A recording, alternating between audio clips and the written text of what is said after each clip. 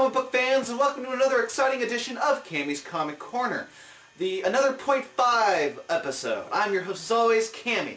Now if you're not familiar with the .5 episodes, I just talk about 5 more books that came out in the week that I didn't have a chance to talk about on the original show that came out on Friday.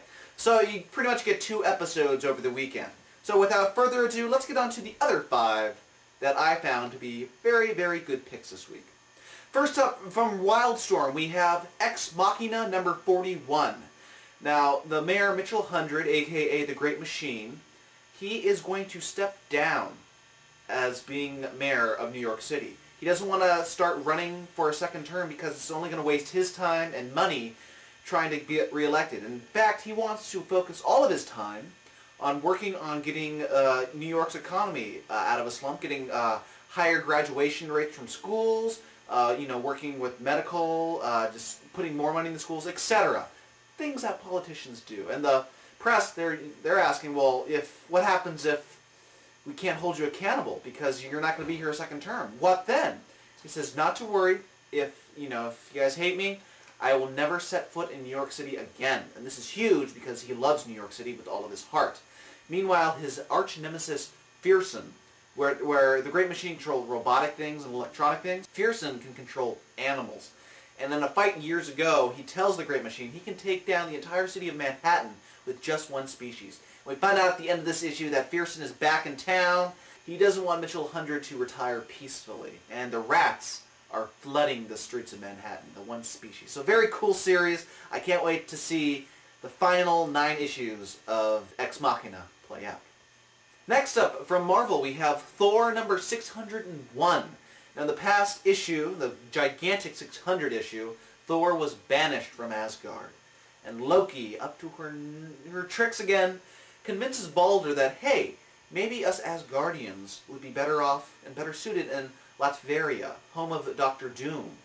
We can hunt, we can live our lives as Asgardians a little bit more peacefully, etc. In the meantime, Donald Blake, aka Thor, the hammer Mjolnir is broken. And so he's only stuck in one form, that's Donald Blake. So he can't be Thor again. And it turns out that Loki is sending him on a wild goose hunt after Sif.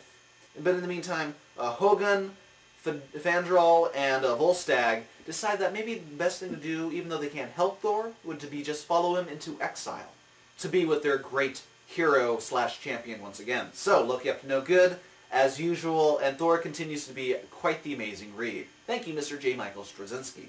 Next up from Avatar, we have Ignition City number 2. Now this is another, it's like they should just name Avatar Warren Ellis is Here. Because this is another Warren Ellis title, Anna Mercury, No Hero, Black Summer, etc. Well, this is the newest one, and again, we have another red-headed female hero. She is named Mary Raven, and she is the daughter to Rock Raven, a very famous space explorer and pilot. And it turns out her dad's been killed in Ignition City, so she is in Ignition City trying to discover who the murderer is, and she's on her own investigation. She meets a couple of characters who played a vital role in space travel at one point, but now they're all grounded on Ignition City. And one of them, Lightning Bowman, seems to be the killer. So he doesn't want to sell her a gun because as soon as she finds out that he did it, she's probably going to come back after him with that gun. But not to worry, she finds her dad's old belongings, and within the belongings is a gun of her own. So now, get ready for some ass-kickery in this very cool sci-fi Warren Ellis story. Next up this week from Icon is Kick-Ass number 6. Finally! It's been quite a while since number 5, and I was starting to think that this whole story isn't even going to finish by the time the movie comes out. Like, it was obvious that Mark Millar wrote this just so he could make the movie and get more money off of it, and kind of maybe rape it like he did with the Wanted movie. I'm just saying. Wasn't a fan of Wanted movie, but I was a fan of the Wanted comic book series. Just like I'm starting to become a fan of Kick-Ass once more. We focus on the origin of Big Daddy and Hit Girl. It was pretty much a ripoff of Frank Castle, where the mob killed his wife and her mother, and now they're training day by day to take down the mob.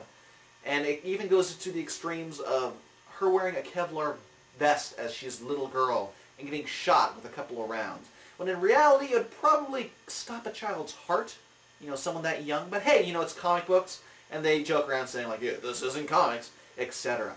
So, but in the meantime, they want Kick-Ass. They blackmail him to help them and get the Red Mist to help take down the Mob family. And it turns out at the end, the Mob already knows of their little meeting, and Red Mist is quite the backstabbing bastard that we did not see coming. So, I can't wait to see when number 7 comes out. Could be 2010, 2011, but hey, it's Marvel's own All-Star Batman and Robin. And finally this week, from Marvel, we have Guardians of the Galaxy number 13. This is a War of Kings tie-in. It's been the long-awaited one because I can't wait to see what Nova are going to do and what Guardians are going to do.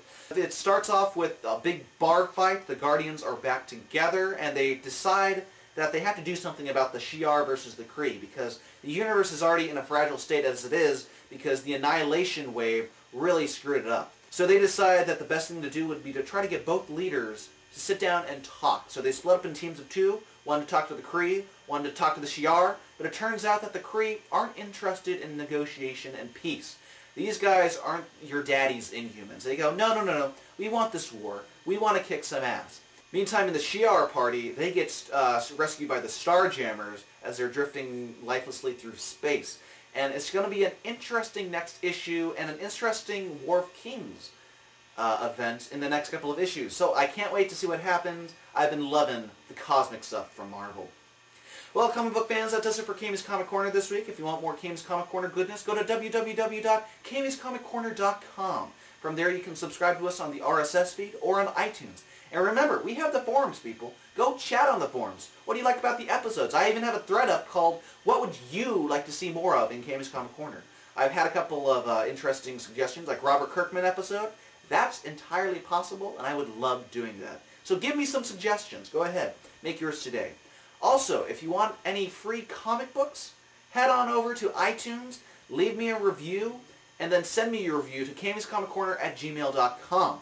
I'll send you a prize pack of comics. All you have to do is send me your shipping address and live in the United States. Also, if you like any of the comic book t-shirts that you see me wearing, like the Blackest Night, very, very nice indeed, head on over to www.deadlinegraphics.net and send Kelly an email. The deal going on for the month of April is buy any 3 t-shirts, get the 4th one free. Think of all the bitchin' comic book t-shirts you can brag and show off to your friends at cons, schools, etc. There's only one name that I trust when it comes to comic book t-shirts, and that is Kelly over at www.deadlinegraphics.net. Well, comic book fans, there's your .5 episode. I hope you're happy. And just keep in mind you'll be getting a ton more little episodes when summer hits. Then I'll have more free time to do a lot of stuff, including Comic-Con. It's coming up, and I cannot wait. So, until then, this has been Cammy's Comic Corner, .5 episode. I have been your host, Cammy. Hasta luego, as the French would say.